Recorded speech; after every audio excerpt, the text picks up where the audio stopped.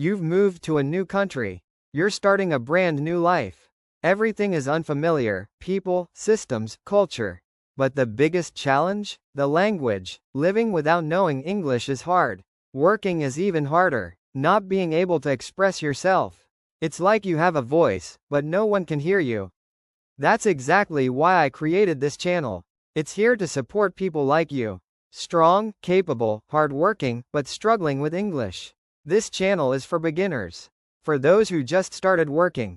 For cleaners, supermarket staff, delivery drivers, cashiers, waiters, nannies, and caregivers. Here, I teach you English you can actually use.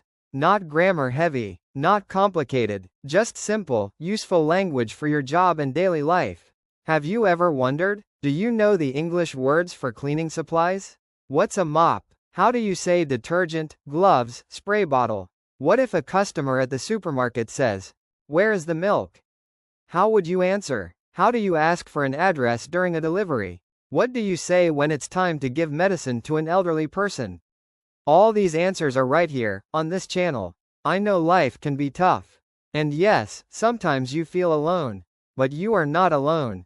This channel is your support system. It's here to help you survive, grow, and succeed. We start from A1 level.